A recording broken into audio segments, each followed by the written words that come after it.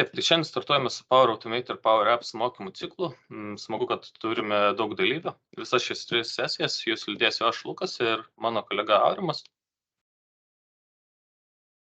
Šių mokymų tikslas ne tik pristatyti Microsoft Power Automate ir Power Apps įrankius, bet ir suteikti bazinės žinias apie jų naudojimą praktikoje, kad galėtumėte patys savarankiškai pradėti kurti automatizuotas darbų eigas ir individualias aplikacijas. Mokymų plane numatytos 3 sesijos su teorinė bei praktinė medžiaga, kurią tikimės vėliau panaudosite ir savo įmonių veikloje. Šiandienos tema bus Power Automate, trumpai susipažinsime su teorija ir pereisime prie praktinių pavyzdžių. Visus klausimus galite rašyti susirašinėjimo lange arba pasilikti pristatymo pabaigoje, kai eisime jau į detalės ir nagrinėsime kiekvieną iš tų klausimų. Prieš pradedant, norėjau trumpai papasakoti apie Microsoft ekosistemą, kad būtų lengviau suprasti, ką Aurimas kolega pasakos toliau. Tai didžioji dalis Softeros teikiamų paslaugų yra susijęs su Business Central, Dynamics 365 Sales ar Power BI. Aš tikiu, kad šios įrankius visi puikiai žinot. Taip pat vartotojai puikiai žino tokias Office 365 programas kaip Outlook, Excel, SharePoint ar Teams. Čia vis dažniau sprendžiant klientų iššūkius bei teikiant pasiūlymus yra įtraukiami ir kiti Microsoft ekosistemos įrankiai. Kodėl Microsoft produktų šeimą skirtą verslui vadina ekosistema? Todėl, kad visi produktai turi standartinės sąsajas ir yra integruoti tarpusavėje, net ir tais atvejais, kai standartinės sąsajos ar produktų funkcijos nedengia klientų reikalavimų. Yra tokie įrankiai kaip Power Automate ar Power Apps, kurie leidžia išplėsti bazinės galimybes, neprogramuojant ir nelaužant Microsoft bazinių aplikacijų. Būtent todėl Power Automate ir Power Apps produktams bus skirtas šis mokymų ciklas, kaip paprastai, be didesnių investicijų ir sudėtingų programavimo darbų išplėsti bazinės naudojamų sistemų galimybes. Prieš pradedant teorinę dalį būtų įdomu sužinoti, koks yra dalyvių lygis. Tiems susirašinėjimų skiltyje kolegos įkels trumpą apklausą. Tai nepatingėkite, lauksim labai rezultatų.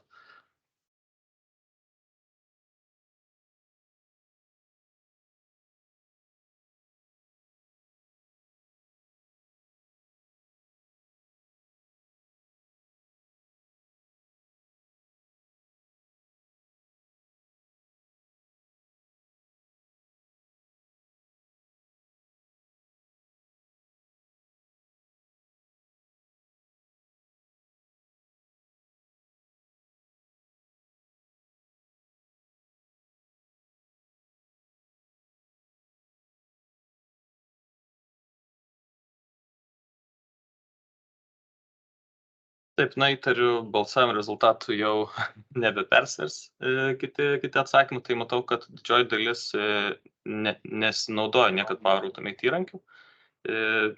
Keletas žmonių naudoja Power Automate ir taiko praktiškai. Ir keletas yra per vidurį, tai domėjasi, bet praktiškai dar nebandė. Tai šiandien mes turėsim daugiau turbūt tokią teorinę dalį, bet pačiam gale bus ir praktinė dalis, tai tikiuosi, kad visoms 3 grupėms bus ši paskaita įdomi. O trečioji sesijoje, kai po 2 savaičių, kai turėsime jau visiškai praktinės sesijas, ten turbūt tiems pažengusiems vartotojams bus ir labiausiai įdomu. Taip, tai ką mes šiandien turėsim? Power Automate pagrindai. Aptarsime, kas yra Power Platform, taip pat Power Automate naudojimo pavyzdžius, galimas jungtis, konektorius su kitomis sistemomis, parodysime Power Automate aplinką bei flow tipus, susipažinsime su RPA, robotinių procesų automatizavimu, taip pat parodysime, kaip pasidalinti jau sukurtų flow ir, aišku, peržiūrėti klaidų informaciją, kai flow nesuveikia. Toliau sesiją perduodu kolegai Aurimui, kuris jūs ir ves per susipažinimą su Power Automate. Sveiki, esu Aurimas Žargauskas ir Softeroje dirbau Power Platform specialistu. Ir šiandien jums papasakosiu apie Power Automate įrankį. Tai Power Platform tai yra low-code, no-code verslo programų platforma, kurią sudaro Power BI, Business Analytica, Power Apps programų kūrimo paketas, Power Automate, procesų automatizavimo įrankis Power Virtual Agents, tai yra virtualūs robotiniai chatbotai tokie. Ir Power Pages, tai yra svetainės. Tai šiandien daugiausiai apie Power Automate, tai yra procesų automatizavimo įrankis, su kuriuo galima kurti darbų eigas flow. Tai kur galima pritaikyti Power Automate? Galima pritaikyti Outlook automatizavime. Pavyzdžiui, gavus elektroninį laišką su prisegtu failu, galima automatiškai jį padėti į SharePoint arba OneDrive aplanką. Galima gauti pranešimus, kai vykdoma aprašyta sąlyga. Pavyzdžiui, naujas įrašas sukuriamas Microsoft liste. Galimas automatizuotų tolesnių veiklų ir atsakymų siuntimas klientui užpildžius kontaktinę formą. Kaip pavyzdys, kai sukuriamas Microsoft Forms įrašas, galima sukurti naują eilutę Excel failę su to įrašo informacija. Galima kurti priminimus apie terminus ir patvirtinimus. Tai kaip pavyzdys CRM sistemoje, nuo užsakymų sukūrimo praėjus 2 dienoms galima siųsti priminimą vadybininkui. Power Automate turi galimybę prisijungti prie daugiau nei 500 įrankių bei paslaugų. Jeigu norimo konektoriaus neradote ir turite API, kurį naudojate, tai galima susikurti custom konektorių, tai pasigaminti savo. Toliau apie vartotojo aplinką bei flow tipus. Tai nuėjus į make.powerautomate.com jūs matysite tokį vaizdą. Tai viskas suskirstyti į dalis. Tai pirma dalis yra meniu juosta, antroje paieška, trečioje yra aplinkos pasirinkimas, ketvirtoje naujas dalykas tai AI funkcionalumas ir penktoje tai mokymų medžiaga naujienų dalis. Tai paspaudus meniu juostoje My Flows matysite savo turimus flows eilę. Matome, kada pavadinimas jo, kada jis buvo modifikuotas, koks jo tipas. Ir matome 3 tokius pagrindinius tabus.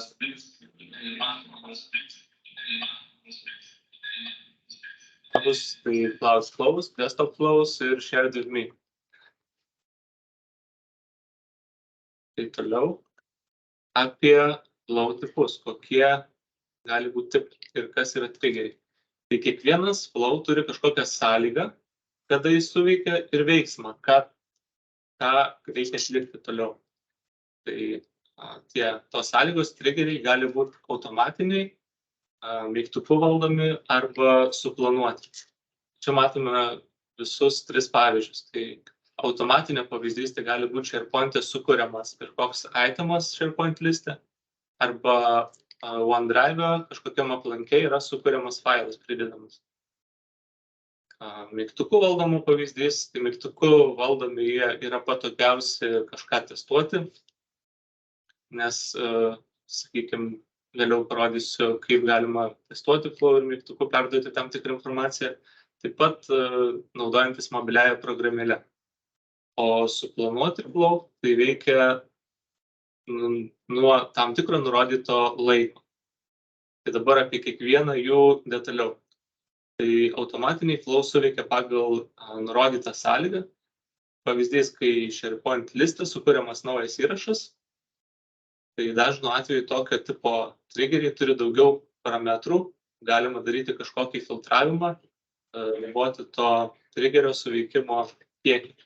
Tai matome, kai yra SharePoint liste sukuriamas įrašas, kitas veiksmas galiu išsisiųsti laišką savo arba kam reikia su duomenimis to įrašo. Toliau yra mygtuku valdomi flow. Tai mygtuku valdomi flow, kaip minėjau, yra itin patogus testuoti, nes turite galimybės suvykdinti tą flow ir paduoti informaciją ir matyti, kaip tas įrankis veikia. Taip pat galite parsisiųsti mobilią programėlę Power Automate ir ten matyti savo turimus flow ir, sakykime, paspaudus mygtuku galite pasidaryti flow, kuris jums rezervuoja Teams laiką. Ir trečias iš šitų pagrindinių flow tipų yra suplanuoti. Tai pavyzdį matome, kad galima nurodyti intervalus, sakykime, kas dieną, kas mėnesį, kas valandą, kas minutę, nurodyti starto laiką, kokiu dažnumu tai veikia, ar tai valandos, ar minutės. Ir tada jau sekantis veiksmas bus vykdomas taip, kaip jūs nusistatėte. Neseniai atsirado ir galimybė naudoti AI. Tai yra parašius žodžiais jūsų poreikį, bus flow sukuriamas automatiškai. Tai gan nauja technologija, verta pabandyti. Jeigu AI įrankių jums, sakykime, neradote arba nesukūrė flow jums reikalingo, tai template skiltyje galite rasti tūkstančius Microsoft bei kitų šablonų, bei kitų kūrėjų sukurtų šablonų automatizuoti jūsų užduotis ir darbo jėgas. Tai būtent template skiltyje nuėję galite rasti įvairiausius tuos šablonus ir prisitaikyti savo darbą. Dabar, kai jau turite sukurtą flow ir norite jį pasidalinti su kolega, tai yra tokia galimybė. Visų flow lange pasirinkus raudonai pažymėtą share ženkliuką, paspaudus jį atsidarys toks langas, kuriame suvedę savo kolegos vardą, mailą ar galbūt kažkokią grupę, kuriai norite pasidalinti flow. Galite jį pasidalinti, jie galės tą flow įjungti, išjungti, redaguoti, matyti istoriją. Ir jie būtent tą flow matys ne prie pagrindinės skilties flows, bet prie shared with me skilties. Toliau apie klaidų informaciją. Tai informaciją apie flow suveikimus galite matyti Cloudflows Activity skiltyje. Ten matysite, kada jie buvo suveikę, o kur yra failures skiltis tabas, matysite, jeigu buvo kažkokių klaidų, kad flow, sakykime, kažkokios ištiko problemos.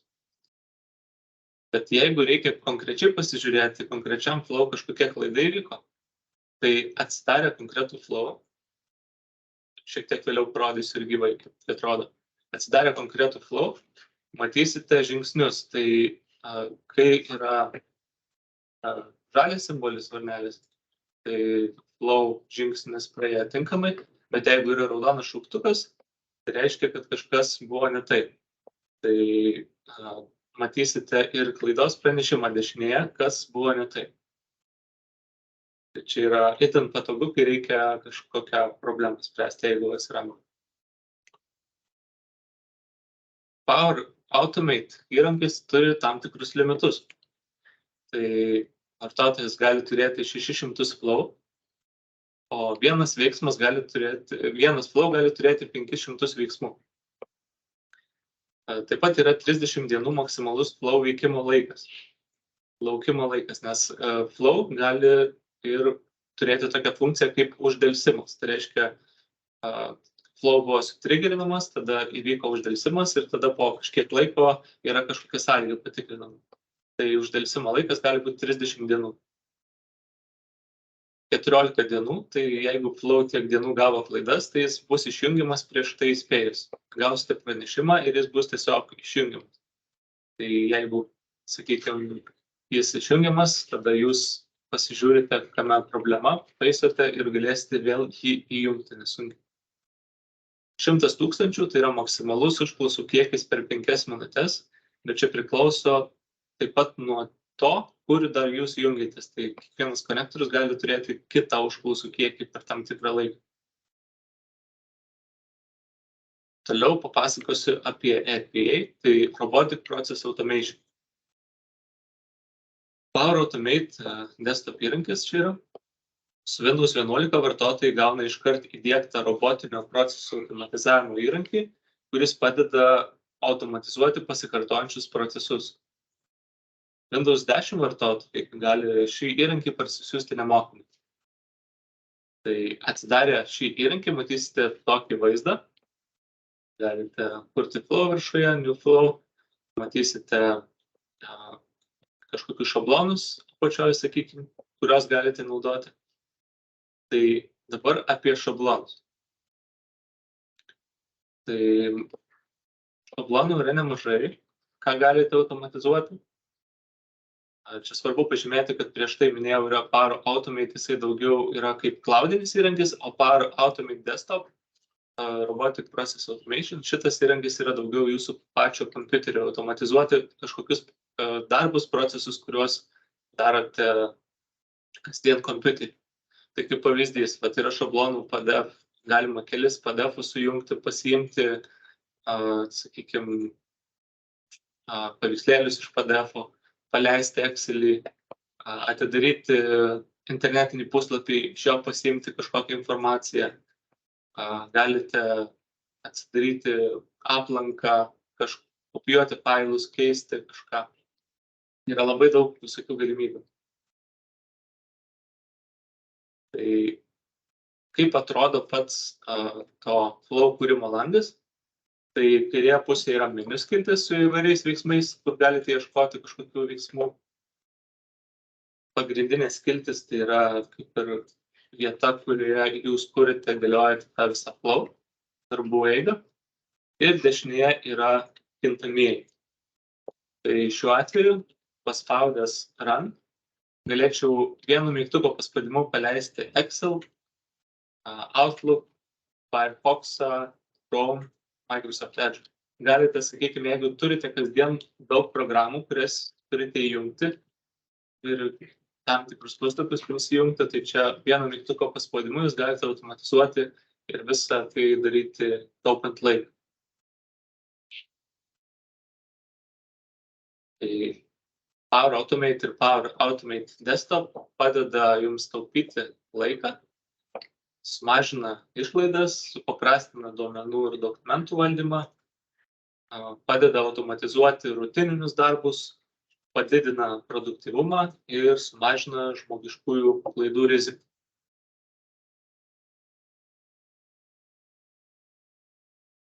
O dabar galėsiu parodyti jums kelis praktinius pavyzdžius, kaip tai atrodo gyvai.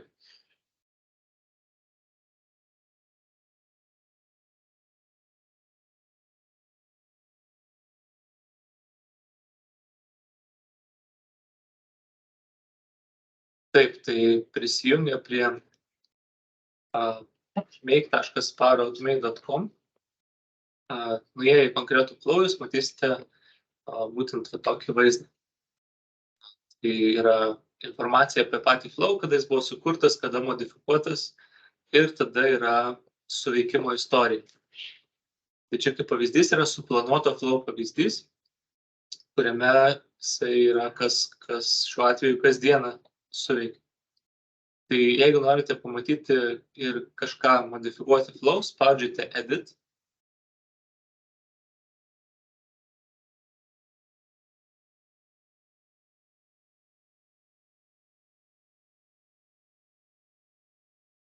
Atveju gal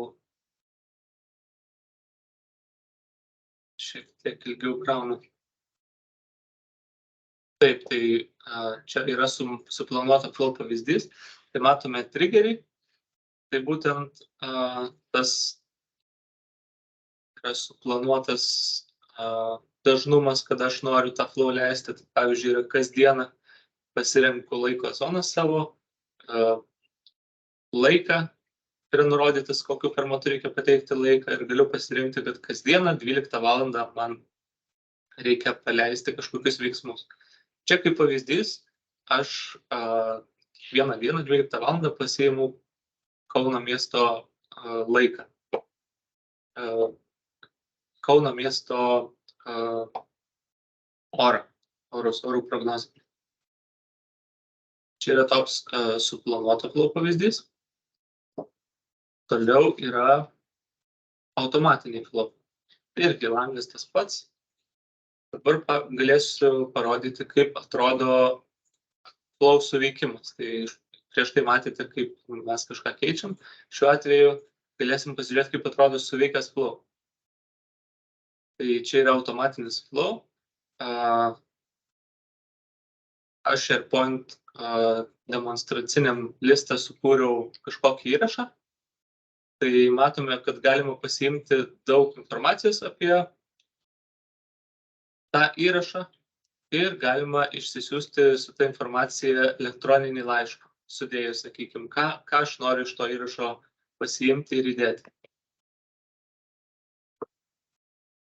Tai galima pasiimti įvairius tokius dalykus ir čia tiesiog labai paprasta viskas, nereikia kažkokių programavimo žinių, galima tiesiog paspausti, iš karto iškrenta tokie kaip ir kintamieji, kuriuos galite tiesiog drag and drop principu tiesiog pasiimti, spausti, pridėti, keisti, modifikuoti. Čia tas ir yra low code dalis. Trečias pavyzdys yra, kaip minėjau, mygtuku valdomo flow pavyzdys. Tai kas tai yra? Tai spaudžiame edit ir yra būtent toks triggeris, manually trigger a flow. Tai jį galima įsidėti ir prisidėti įvairių tokių kaip teksto, yes, no, failo, mailus, prisidėti kažkokius datas, skaičius. Ir tą informaciją, ką mes prisidedam, suvedus galima naudoti. Tai čia kaip pavyzdys, sakykime, susikuriam tokį triggerį, įsidedam kažkokį veiksmą, nes visada reikia kažkokį vieną veiksmą turėti. Tai įsidedam veiksmą, čia, sakykime, add action paspaudžiam ir galima rinktis iš tų visų konektorių, apie kuriuos minėjau vėliau, ir kažkokie veiksmai. Tai galite ieškoti galbūt arba naudotis kažkokiais standartiniais, vidiniais. Tai matome yra ir Excel įvairių veiksmų, ir mailo, ir Teamsų, ir galima siųsti laiškus atskirus. Tikrai tų veiksmų visokių yra. Galite tikrai pasibandyti. Ir dabar, kaip minėjau, testuoti flow kaip reikia. Tai pasidarėte tam tikrą flow, įsisaugojote jį, kažkaip pasivadinote. Čia, sakykime, galima jį pasivadinti kažką paspaudus, įsirašius. Spaudžiate test mygtuką viršui ir manually, nes mes norėsim, sakykime, pasitestuoti. Spaudžiate test ir čia tie kintamieji, apie kuriuos minėjau, tam triggerį atsiras. Tai, sakykime, suvedus miestą, tai aš, pavyzdžiui, įvesiu Kaunas, paspaudžiu run flow, suvedu tą informaciją, kuri man reikalinga, matome, kad jūsų flow sėkmingai pasileido. Tai spaudžiame tada ir matome pranešimą, kad jūsų flow sėkmingai pasileido ir aš padaviau į tą triggerį pavadinimą miesto Kaunas. Kitam žingsnyje aš pasiimu orų informaciją ir man iš karto matau, gavau tą informaciją ir jeigu reikia, aš galiu ir kažkokių kitų veiksmų pasidaryti, pavyzdžiui, įsisiųsti elektroninį laišką su informacija arba į Teams žinutę pasirašyti. Kaip minėjau, čia yra skiltis, kurioje matosi flow suveikimai. Tai matome, kad prieš 44 sekundės mano flow suveikia tinkamai. Bet taip pat minėjau, kad yra ir klaidų paieškos galimybė. Tai čia kaip pavyzdys specialiai sukūriau flow, paleido flow, kuris kažkokią problemą susidūrė. Tai jeigu nori pasižiūrėti, kas buvo ne taip, spaudžiant to flow, atsidarys jo suveikimo langas. Tame lange matysiu tą bloką, kuriame kažkokia problema įvyko. Tai šiuo atveju kas buvo, aš tiesiog į miestą tiesiog įrašiau kažkokią reikšmę, kurios nerado būtent tas orų programa ir padavė ir man tiesiog davė atsakymą, kad tokia vieta nebuvo rasta. Tai taip labai paprastai galime tiesiog testuoti ir matyti kažkokias klaidas susijusias su tais flow. Taip, tai čia buvo tokie praktiniai pavyzdžiai. Dabar būtų laikas jūsų klausimams, jeigu tokių turi. Čia tai yra vienas klausimas, ar eitų automatizuoti OneNote formas, kopijavimą ir redagavimą. Tai datų perplanavimas, suplanuotų užduočių perkelimas, suplanuotų užduočių skilties išvalymą. OneNote ar OneNote. reiktų pasižiūrėti, ar toks konektorius yra, turbūt yra. Galiu dabar pasižiūrėti, ar yra OneNote.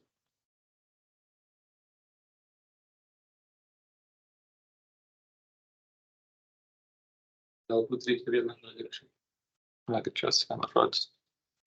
Taip, tai turime OneNote konektorių ir jis turi tokius veiksmus. Tai čia reiktų pasižiūrėti konkrečiai, ar tie veiksmai, kurie yra. Pavyzdžiui, datų perplanavimas. Datų perplanavimas.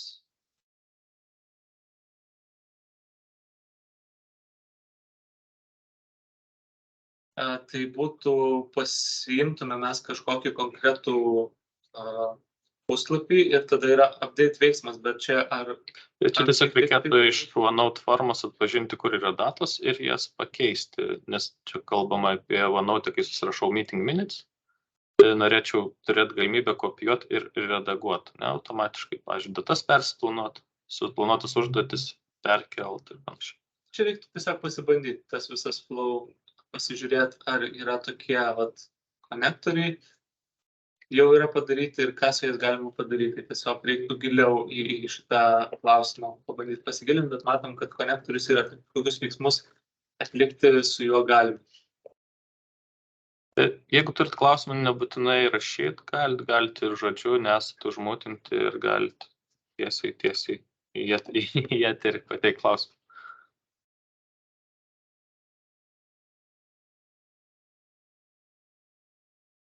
Gavom dar vieną klausimą. Ar eitų automatizuoti, jog Outlook'e paspaudus laišką read, tai yra perskaičius, kuris yra inbox'e, jį perkeltų į tam tikrą aplanką. Tai yra, kad visus perskaitytus laiškus man sukeltų į tam tikrą aplanką. Žinau, kad Outlook rules yra įvairių galimybių. Čia galim pasižiūrėti. Pavyzdžiui, įsivedame Outlook ir matome Office 365 Outlook konektorių. Ir matome, ką galima padaryti. Tai yra sukurti kontaktą, sukurti kažkokį eventą. Dabar mums reikia perkelti paskaitytą laišką kitą aplanką. Tai tiesiog dabar, ką aš daryčiau, tiesiog ieškočiau, ar yra toks funkcionalumas.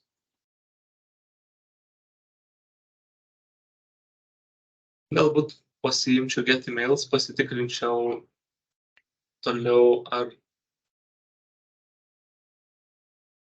Pasitikrinus statusą. Tikrinus statusą, galbūt galima jį perkelti, bet veiksmų yra daug. Su tokiu konkrečiu uždaviniu nesu susidūręs, tai tiesiog reiktų gilintis. Atsidaryti, pasiimti tą konkretų laišką ar kelis laiškus. Atsidarius čia jau galima toliau dėlioti logiką. Tai išsifiltruoti visus laiškus, kurie, sakykime, yra kažkokią kitą logiką dėlioti. Tai čia toks gan paprastas principas, tiesiog reikia sėdėti ir pasižiūrėti, sakykime, pasigilinti. Sekantis klausimas, ar yra kokie saugumo klausimai, kuriuos reikėtų apsvarstyti, kuriant dalinantis sukurtų flow? Čia reiktų gal patikslinti, kas turima omeny apie saugumo klausimus. Nes jeigu tas flow turi prisijungimus prie kažkokių duomenų bazių, prie kažkokių SharePoint listų, tai tas vartotojas, kuriam bus pasidalintas flow, jis turi turėti prieigą, nes kitaip jisai nepasieks kažko. Na, bet kokiu atveju pirmas apsaugos lygis yra vartotojo prisijungimas, ne Microsoft'as iš savo pusės užtikrina, o toliau tai jūsų atsakomybė turbūt, su kuo dalinatės flow, tai turbūt bus jūsų įmonės darbuotojas, kuris gali turėti tam tikras teisės į paleistą flow arba tik peržiūrėti. Jo, jie turės flow kontrolę, bet flow yra dalis viena, bet taip pat yra svarbu, kas tame flow yra. Tai čia, ar tai yra kažkoks SharePoint listo teisės, tai čia, jeigu tas vartotojas tų teisų neturės, tai jau gali būti problemų. Taip, tai Aurimai, gavai visai nemažai klausimų. Sekantis yra, kaip automatizuoti duomenų importą iš Excel failo, kai failas generuojamas kiekvieną naktį, bet jo pavadinimas kiekvieno generavimo metu skiriasi, tai yra atsiranda datos žymo pavadinimu. O čia klausimas turbūt yra keli būdai ir keli įrankiai. Tai matom, yra tas Power Automate Cloud įrankis, bet būtent šitas, kurį rodau, taip pat yra Power Automate Desktop įrankis. Tai Cloud įrankis turi Excel konektorių. Jeigu įvesim čia Excel, tai vat, matom, yra net keli OneDrive ir Business. Tai galime mes pasiimti failą konkretų. Šiuo atveju, aš taip įsivaizduoju, galima būtų pasidaryti tokį planą, kad pasiimti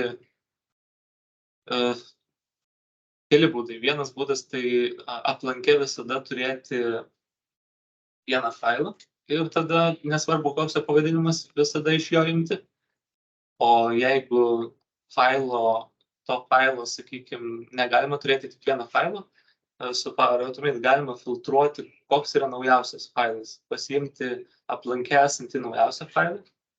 Tai būtent tada, nesvarbu, koks yra to Excelio pavadinimas, mes visada galima pasiimti naujausią failą ir iš jo pasiimti duomenis. Kas su Power Automate būtent svarbu, tai jis geriausiai atpažįsta, kai Excel'e yra duomenys table formatu, tai jis tuos tables moka nuskaityti. Jeigu padaryti duomenys gali, sakykime, būti problemų, tada reiktų konkrečiai eiti į konkretų Power Automate Desktop ir žiūrėti, kokios galimybės yra. Gerai, keliaujam toliau. Ar Power Automate gali atidaryti, skliausteliuose paleisti Excelio failą ir jame paleisti konkretų makrosą? Atidaryti Excelio failą tikrai gali, o dėl makroso, dabar galėsiu jums parodyti, bet nes tiksliai neatsimenu, tuo pasižiūriu su Power Automate Desktop įrankiu. Tuo pasižiūriu.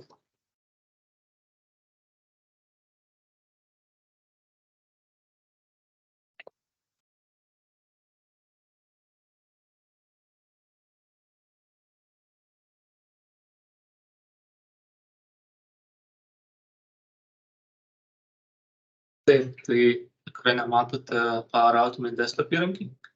Tai šiuo atveju mus domina Excel.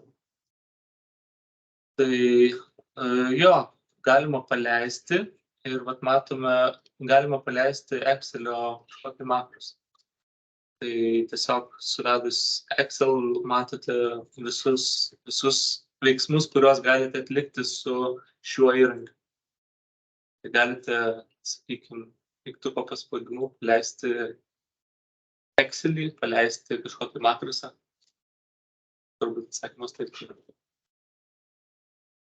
Taip, tai klausimų daugiau nematau papildomų.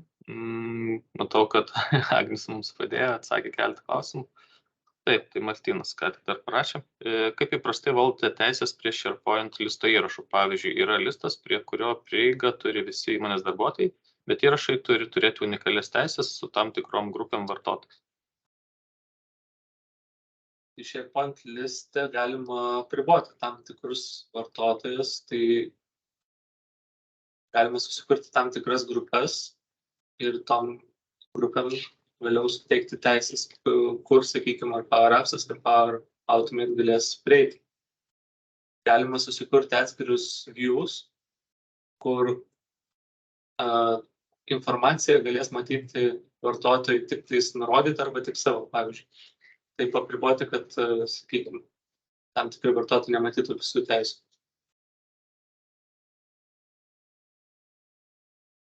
Ar Martynai atsakėm klausimą?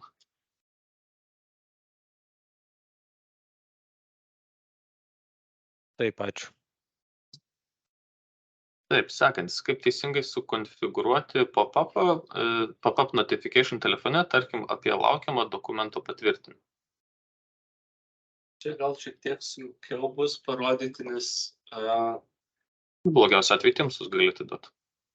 jo, galima į Teamsus, bet galima visą tai padaryti Power Automate programėlėje telefone, bet dabar nelabai išeis to parodyti, nes dabar telefoną nelabai išeis. Tai galite atskirai parašyti, pasižiūrėsite.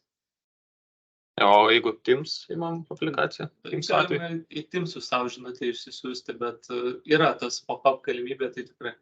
Tiesiog į Teamsus tai ateina prie Activity, prie skambučio ženklo pranešimas, kad laukiamas naujo dokumento patvirtinimo. Ten jūsų visi approvalai yra prie approvals appso įkelti ir ten turėtumėte visą sąrašą matyti. Tiesiog kiekvieną kartą atėjus naujam approvalui gausit pranešimą.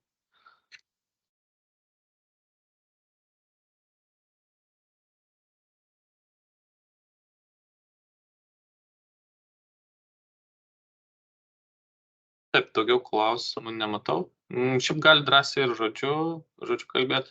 Klausimus, tai net galbūt ne visada lengva yra parašyti klausimų tiksliai.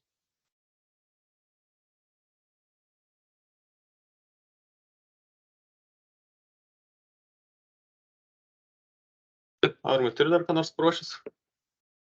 Ne, o daugiau paruošęs ne, tai jeigu klausimų nėra. Taip, tai šiandien buvo tokia trumpa įvadinė sesija. Sekantį kartą turėsim daugiau praktinių pavyzdžių apie naudojimą kartu su Business Central, su kitais Microsoft'o verslui skirtais įrankiais. Tai ta sesija bus už 2 savaičių, sekančią sesiją turėsim apie Power Apps'us. Ir ta trečioji sesija bus kartu Power Apps'am ir Power Automate'ui, jau būtent visiškai praktinė, be kažkokių skaidrių, teorinių dalykų, bus vien tik tai praktiniai pavyzdžiai.